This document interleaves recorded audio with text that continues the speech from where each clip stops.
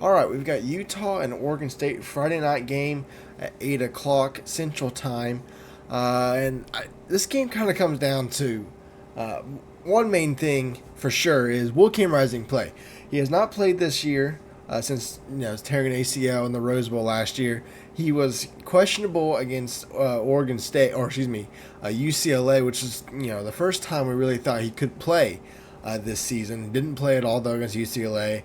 Utah pulled that game out 14-7. Utah's just not been able to pass the ball really without Cam Rising. Nate Johnson's leading passer, only has 398 yards on the season.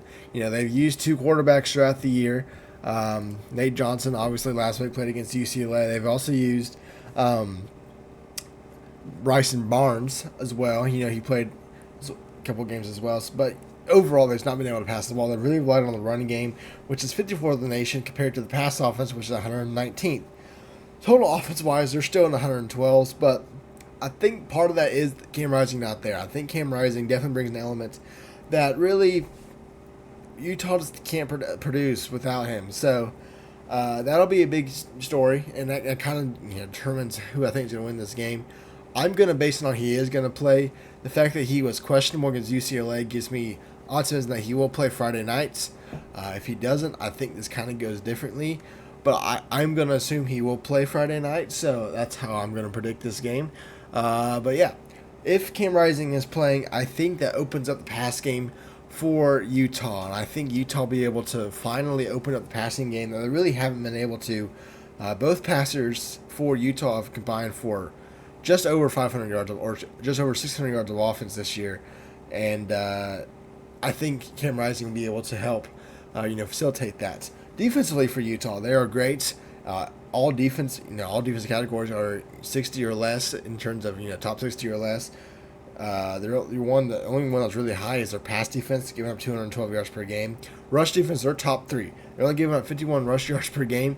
Now, is that because their pass defense is giving up yards? Maybe, but they were able to really hold UCLA last week with Dante Moore at quarterback for UCLA. So, it wouldn't be something to say that Utah's defense is pretty good. I think they are. I think they are a defense that should, be really looked at. Dante Moore was 15 for 35 or 234 yards.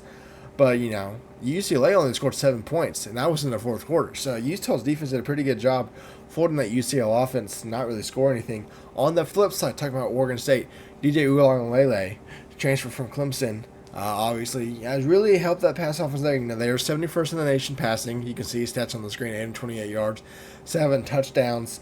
But rushing the ball is also another thing that Oregon State's really good at. Ninth in the nation.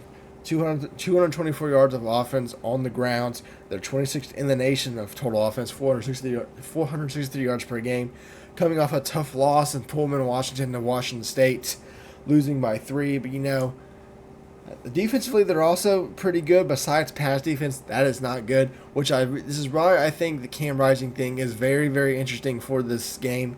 If Cam Rising is here, I think Oregon State's in trouble. I think Cam Rising will be able to open up the pass game and really exploit this Oregon State defense, who we saw Washington State put 38 points on, and really Oregon State really struggled with the pass in that game. So I think that could be a problem for Oregon State if he shows up. Rush defense is 7th in the nation for Oregon State.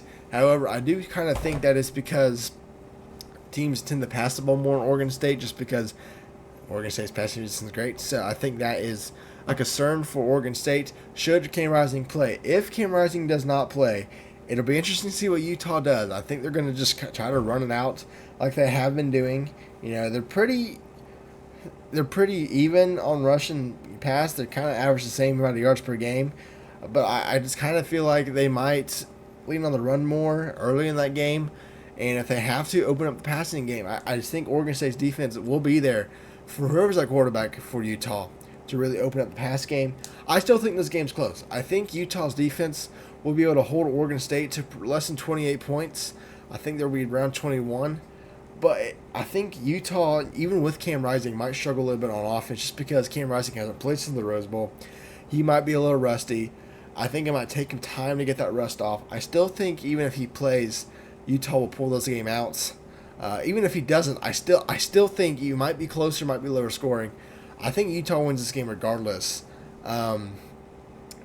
I just think Utah is better fit defensively than Oregon State to go into a defensive battle.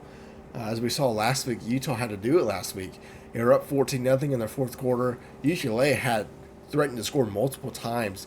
They forced a fumble in the red zone, and they only let UCLA score once, and that was in the fourth quarter. So I think Utah is better fit for a defensive shootout. Oregon State lost an offensive shootout last week. So I really think Cam Rising is a big question for this game. If he plays, I think Utah will have an easier time. Not saying it's still going to be easy. I even saying in this prediction that even if Cam Rising plays, Utah only wins by 6. I think both this will be a good game, especially with it being on a Friday night, short week for both teams. But I think Utah wins regardless. I think it's kind of a low-scoring game just because Utah's defense is pretty good. And, Utah's going to have those questions on offense at the beginning, so I think Oregon State will be able to get some stops. But, yeah, 27-21 Utah is my prediction for this Friday night game. Appreciate y'all for watching. We'll have more predictions coming out later in the week on the other games.